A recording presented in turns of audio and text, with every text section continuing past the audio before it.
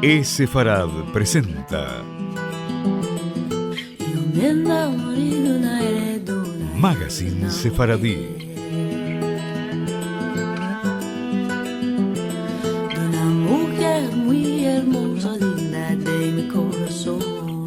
Una producción de Radio High y Radio Sefarad.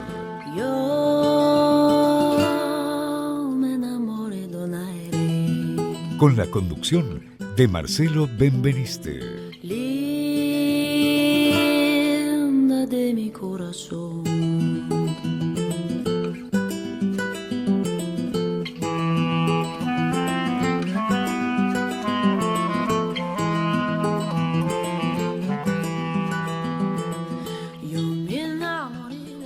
Hola amigos, bienvenidos a esta nueva emisión de Sefarad Magazine Sefaradí, emisión número 484. Y así poquito a poquito, semana a semana nos vamos acercando a nuestro programa número 500. ¿Qué fiesta vamos a hacer? Hoy vamos a recorrer en forma más o menos breve la historia de la comunidad judía de Libia en el siglo XX. Un trabajo a partir de lo que hizo el Rab Bitton y también otras fuentes que hemos recopilado de un tema del que hay poco escrito y que tiene muchas sorpresas de lo sucedido a lo largo de este siglo. La comunidad judía de Libia.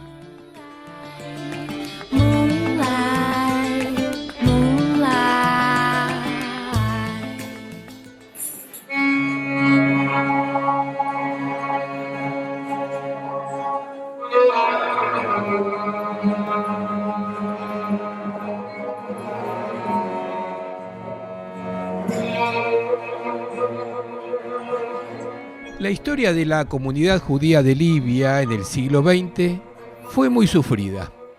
Primero bajo la dictadura de Benito Mussolini, luego bajo el régimen nazi. Al terminar la Segunda Guerra Mundial, los judíos de Libia también fueron víctimas de ataques y pogroms por parte de la población árabe local. Y a partir de 1969, les tocó sufrir la horrorosa discriminación de parte del gobierno del general Muammar Gaddafi, que fue excepcionalmente cruel con los pocos judíos que quedaban allí. Por el otro lado, la comunidad judía de Libia tuvo un aliado muy importante, el Estado de Israel, que incluso antes que naciera estuvo allí para ayudarlos. La breve historia que vamos a contar hoy sobre esta comunidad representa en buena medida el ánimo que significa la transición desde el Holocausto hacia la creación del Estado de Israel. Hay evidencias que había judíos que vivían en Sirte, en Libia, ya en el siglo XIII antes de la era común, lo que dice que esta comunidad judía era una de las más antiguas del mundo.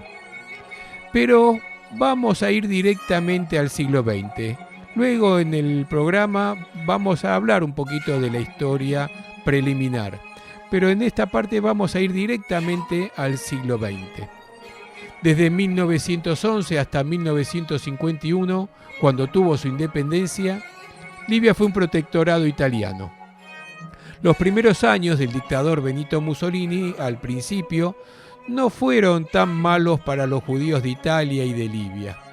Pero todo comenzó a empeorar en 1936, cuando Mussolini hace un pacto con Hitler.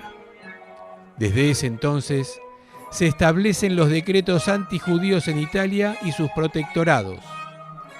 Al final de los años 30, había más de 30.000 judíos en Libia, especialmente en la capital, Trípoli, donde los judíos constituían el 25% de la población total y contaban con 44 sinagogas. Los judíos fueron obligados a abrir sus negocios el sábado, con la excusa que debían contribuir a la economía de Italia. Muchos se opusieron, hasta que las autoridades, como medida ejemplar, ejecutaron a 2 comerciantes judíos. Las infames leyes raciales de Italia prohibían a los judíos tener acceso a la educación secundaria y a la educación terciaria. Les estaba prohibido trabajar en organizaciones gubernamentales, tampoco lo podían hacer en bancos ni en oficinas municipales. Además, todos los documentos oficiales debían llevar un sello que decía judío. En junio de 1940, Italia ingresa a la guerra oficialmente del lado de Alemania. Si bien miles de judíos libios fueron enviados a campos de trabajo dentro de Libia para trabajos de construcción de rutas militares, tal como había ocurrido en Marruecos y Argelia. Pero los judíos libios que tenían ciudadanía inglesa fueron enviados a campos de concentración y exterminio en Europa, como a Bergen-Belsen, donde muchos murieron de hambre, de tifus o de extenuación. Esta historia está bien relatada en forma de novela en el libro Benghazi Bergen-Belsen de Yossi Zuccari. En febrero de 1942, Mussolini dio la orden de comenzar a rebajar a la comunidad judía de Libia y ordenó construir un campo de concentración en la ciudad de Giado, un poco más de 200 kilómetros al sur de Trípoli, para llevar allí a los judíos de nacionalidad libia. En junio de 1942, los italianos ya habían deportado a un total de 2.584 judíos a Giado. Las condiciones de vida en el campo eran insufribles. El campamento estaba abarrotado. Decenas de familias dormían en un espacio de 4 metros y estaban separadas solo por ropa de cama y mantas.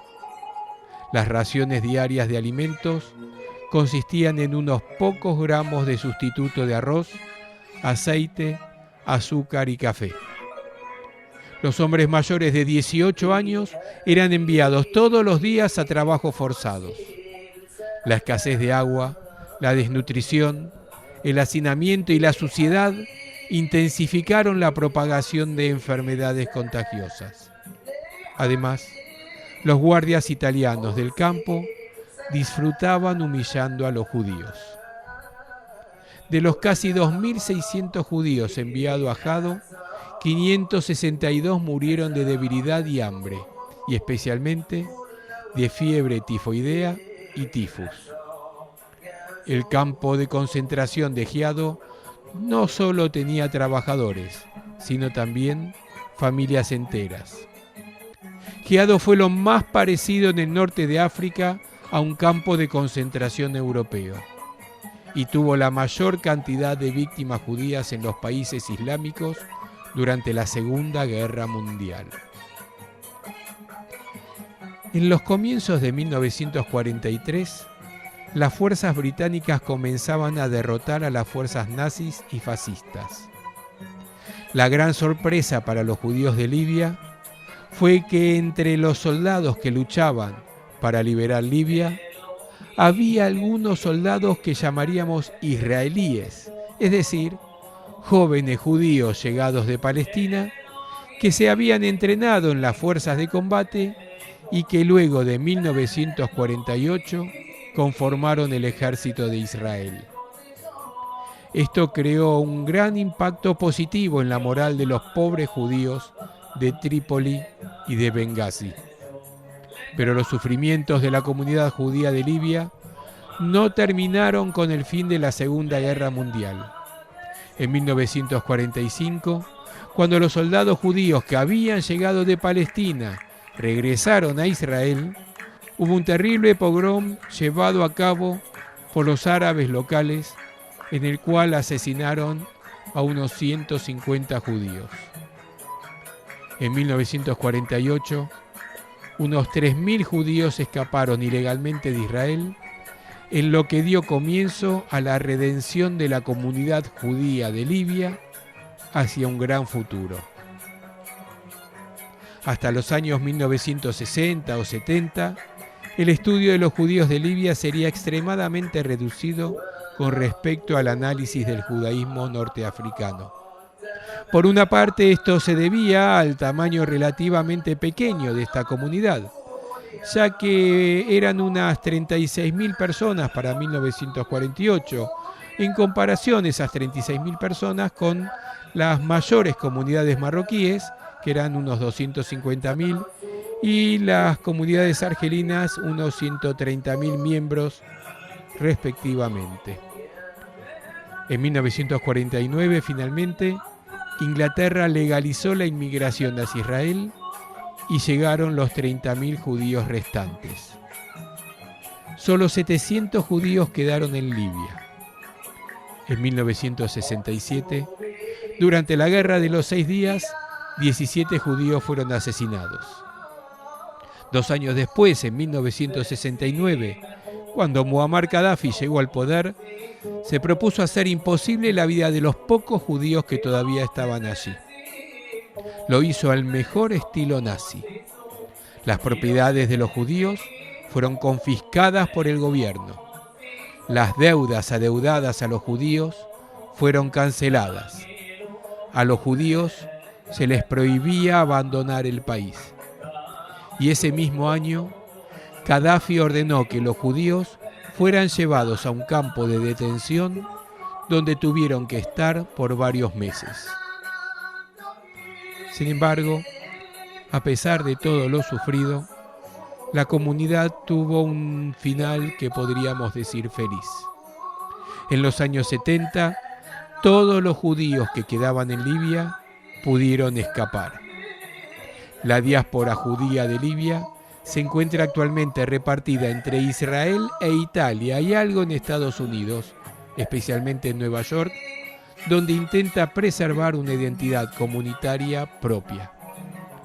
La última judía de Libia, Rina Debaj, de 80 años, dejó el país en el año 2003. El trabajo de 2 autores precursores que datan de la primera mitad del siglo XX es utilizada para alimentar la investigación académica sobre este tema. Los escritos de Mordejai Cohen a fines del siglo XIX y principios del XX, un humilde profesor y vendedor libio que hizo en su obra Hikit Mordejai, escrito en hebreo, que es una reseña de la historia, las costumbres y las instituciones de los judíos de la región. Nahum Slouch, un orientalista judío de origen ruso, fue el primer investigador que estudió con profundidad a la comunidad judía libia durante su estadía en el Magreb entre 1906 y 1912. A fines del siglo XX e inicios del siglo XXI, algunos investigadores se interesaron por este campo de la historia de los judíos. Harvey Goldberg, un antropólogo y sociólogo, se centró en los aspectos culturales y sociológicos de la comunidad libia en un periodo de 30 años. El historiador Renzo De Felice estuvo sobre todo interesado en el periodo de la colonización italiana sobre la base de la información contenida en los archivos italianos. Rachel Simón, después de haber estudiado el periodo otomano, ha publicado sobre los judíos de Libia en el siglo XX. Irit Abramsky-Blight, del Centro Yad Vashem, ha concentrado su trabajo sobre la situación de la comunidad judía durante la Segunda Guerra Mundial. Finalmente, Maurice Rumani se ha ocupado de la salida de los judíos de Libia y su integración en los países de acogida.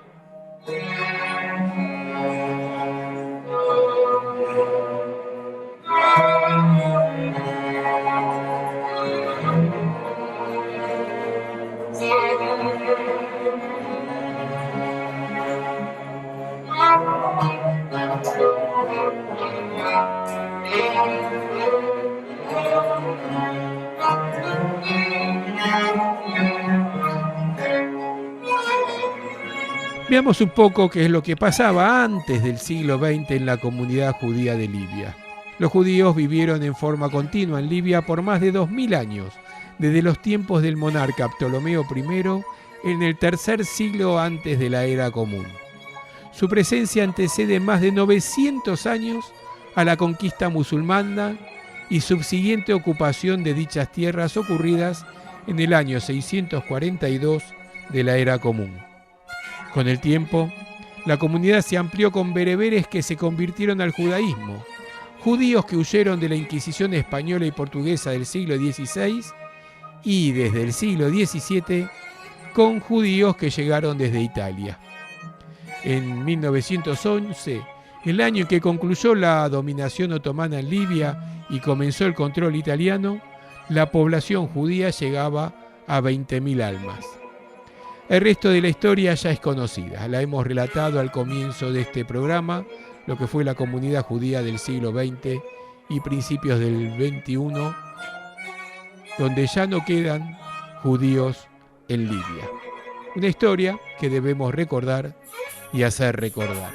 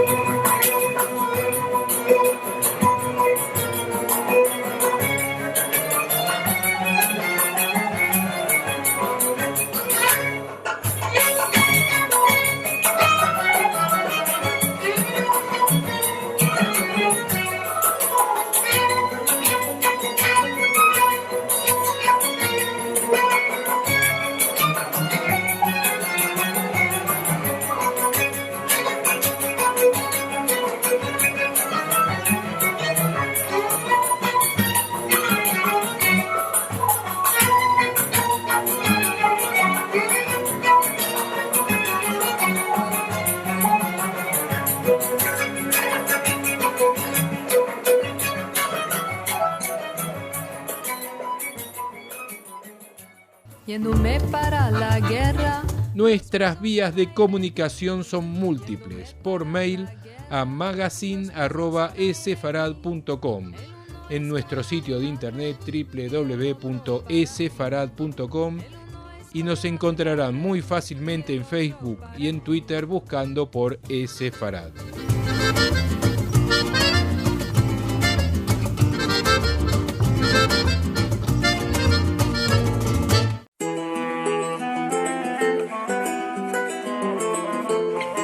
Agenda Sefaradí.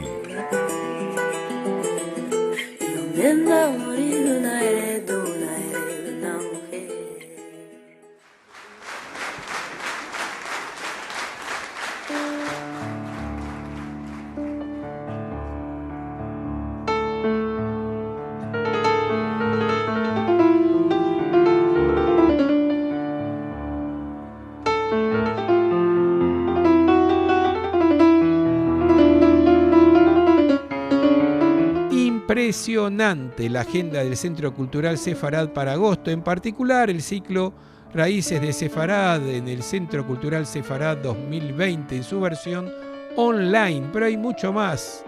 En nuestro encuentro virtual de cada jueves tendremos el próximo día 13 de agosto a la profesora María Esther Silverman de Sibiner, investigadora y profesora de Tucumán, de Argentina, que en vivo nos traerá un tema que seguro se ha hablado en todas sus casas, en todas las casas de familias sefaradí, no solo de las familias sefaradíes. Nos va a hablar de qué conocemos de la ruda, algo que está profundamente arraigado en las tradiciones sefaradíes. La profesora María Esther Silverman de Sibiner nos contará sobre la relación entre diferentes culturas que, al entrar en contacto en un espacio geográfico común, y en una sociedad configurada por el aluvión inmigratorio y las etnias precolombinas, pueden compartir y asimilar creencias, ritos y supersticiones, a veces sin tener siquiera conciencia de esa apropiación, de la adaptación al propio culto o de los procesos de simbiosis intercultural que se han dado y se siguen dando en América. Imperdible. Este encuentro se podrá ver en vivo por esefarad.com/tv, así como en nuestro canal de YouTube de Esefarad y en el facebook.com del CC Sefarad, Centro Cultural Sefarad. Para la semana siguiente, el jueves 20, tendremos nada menos que a Edwin Ceruzzi, el director del Centro de Investigación de Música Judía en la Universidad Hebrea de Jerusalén, Premio Israel. Y para estos días también hay un par de actividades en las que va a participar el Centro Cultural Sefarad. Una de ellas será este domingo 9 de agosto, en el que la Juventud de FESERA, la Federación Sefaradí de la República Argentina, organiza una conferencia virtual con Helen Gutkowski, el impacto de la Shoah en el mundo sefaradí, en memoria de David Galante. Esto será, dijimos, el domingo 9 a las 6 de la tarde, hora argentina. Este mismo día, algo más temprano, o sea, el domingo 9 de agosto, a las 2 de la tarde, siempre hora en Argentina, después ustedes sacarán las cuentas, se dará un evento global, ya que será el primer encuentro de lo que se debe llamar Encontros de Al-Had, Musafires y Barabayes, un proyecto que une a las principales instituciones del ladino de todo el planeta, que organizarán un encuentro semanal virtual global totalmente en ladino. Quienes participan de este proyecto son las siguientes instituciones, que bien vale nombrar para que vean el alto nivel de este proyecto. Realmente es un evento fundacional.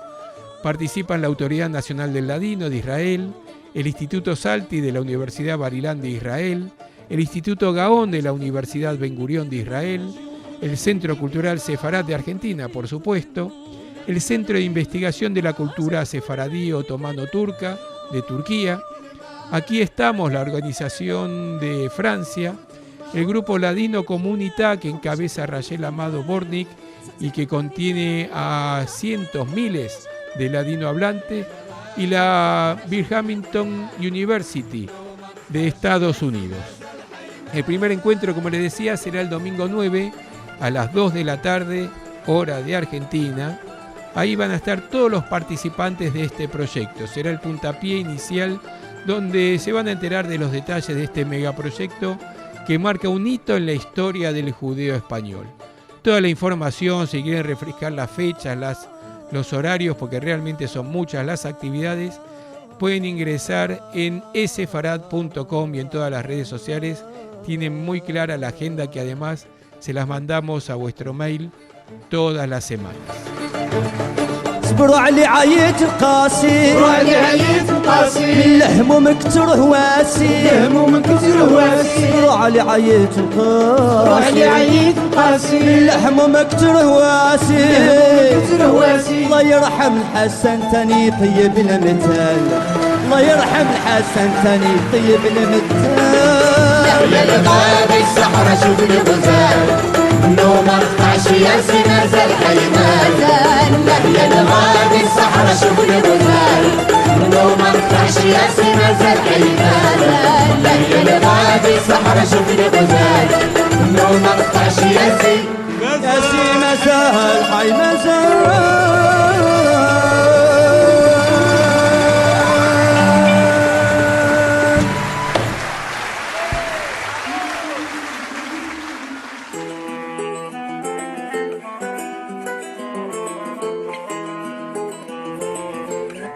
Música.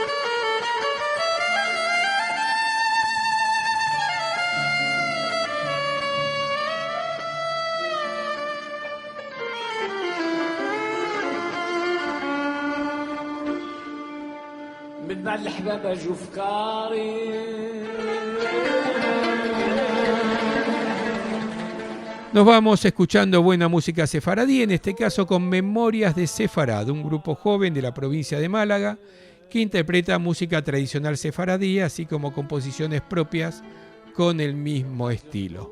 Recuerden que el próximo jueves nos encontramos en sefarad.com/tv a las 7 de la tarde hora argentina para escuchar a Rivka Cook desde Chicago en vivo Y así nuestro encuentro todos los jueves y ahora también el evento global de los domingos. En Chuntos, en Al-Had, a las 2 de la tarde de los domingos. Siempre les digo 2 de la tarde, hora de Argentina. Cada uno saca la cuenta de la hora de su ciudad con conferencias y charlas totalmente en ladino. Un ciclo trascendente para la historia de nuestra lengua. Y nos vamos. Mi nombre es Marcelo Benveniste. Los espero como siempre en nuestro próximo Sefarad Magazine Sefaradí de la semana que viene, como siempre a lo largo de todo el viernes en radiosefarad.com y los domingos a las 6 de la tarde por Radio High. Y como siempre les reitero, visiten sefarad.com, ahí está toda la información, todos los eventos, todos los horarios están allí. ¿Dónde más podían estar si no es en sefarad.com? Ahí podrán ver toda la agenda, que encima estamos agregando 2 nuevos cursos en 2 temas nuevos que le van a ser muy interesantes y que anunciaremos en nuestro próximo programa. Realmente para todos los gustos. Nos vamos entonces escuchando a Memorias de Sefarad con el tema Árboles lloran por lluvias. Semanada buena.